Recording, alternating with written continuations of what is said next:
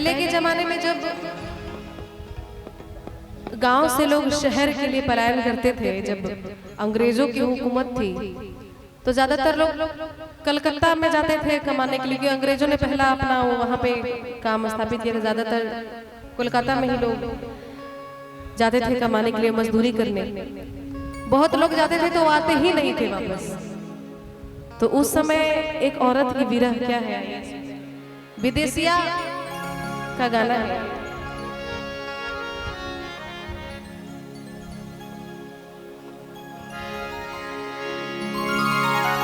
अरे सजनी हो,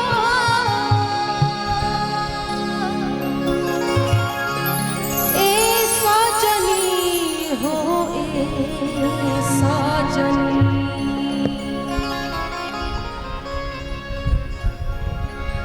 ए सजनी हो, ए सजनी हो, ए सजनी। पियवा गइले कलकत्ता ए सजनी, पियवा गइले कलकत्ता ए सजनी, ए सजनी हो, ए सजनी हो, ए सजनी, ए सजनी हो, ए सजनी हो, ए सजनी। पियवा गइले कलकत्ता ए सजनी, पियवा गइले कलकत्ता ए सजनी। तूरी दिहले पति पत्नी नोतवा ए सजनी, तूरी दिहले पति पत्नी नोतवा ए सजनी।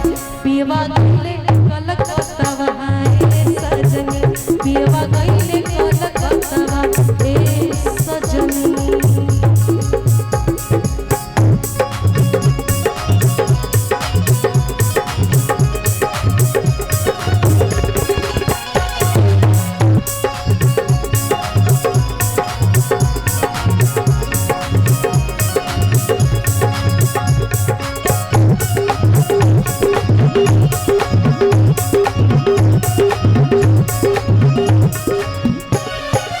गोड़वा में जूता नहीं है, हाथवा में छकवा ए सजनी।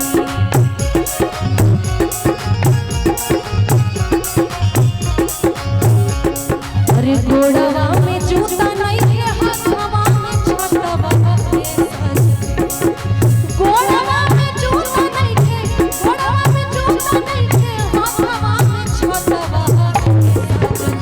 त कैसे चली है रहतवा सजनी, कैसे चली है रहतवा ए सजनी, ए सजनी हो, ए सजनी हो, ए सजनी, ए सजनी हो, ए सजनी हो, ए सजनी।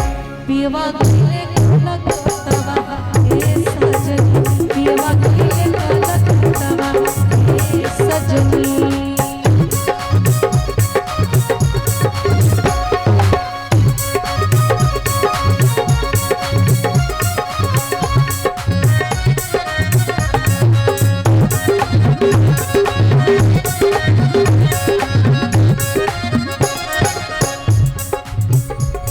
अरे हमरा सोहात नइखे कोनो आदनवा ए सजनी।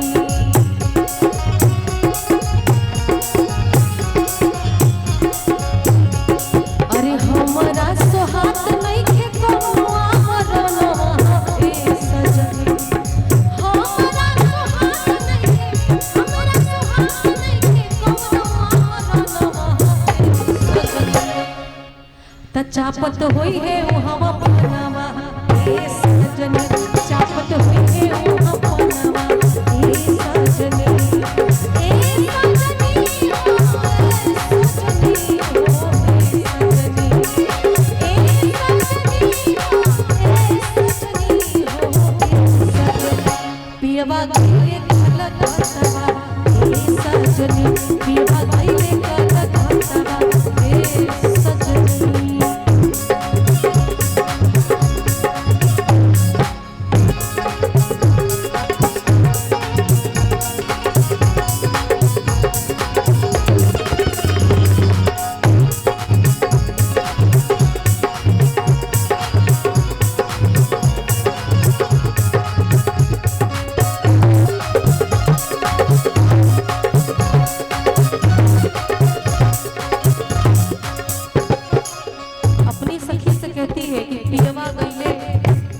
कलकत्ता ये सजनी।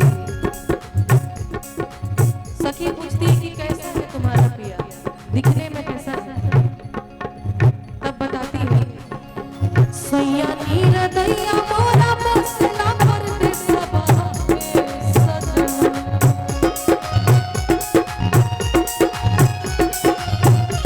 अरे सैया नीर दैया मोरा बसला परदेसवा में सजना। सैया नीर दैया मोरा, सैया नीर दैया मोरा बसला परदेसवा में सजना। सावर सावर सुरतिया रे सजनी, सावर सावर सुरतिया रे सजनी, ए सजनी हो रे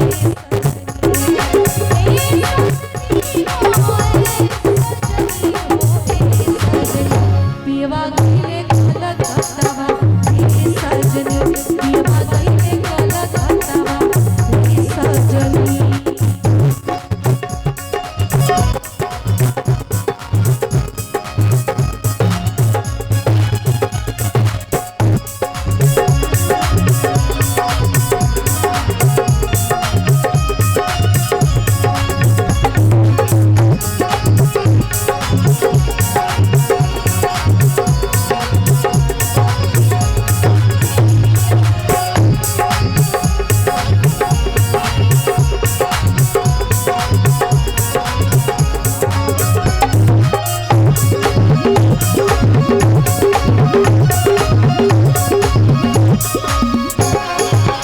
भिखारी ठाकुर जी अंत में लिखते हैं, अरे लिखत भिखारी खोज करो वही खतवा ए सजनी।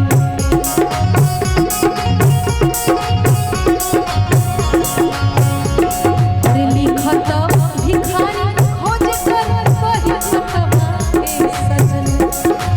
लिखत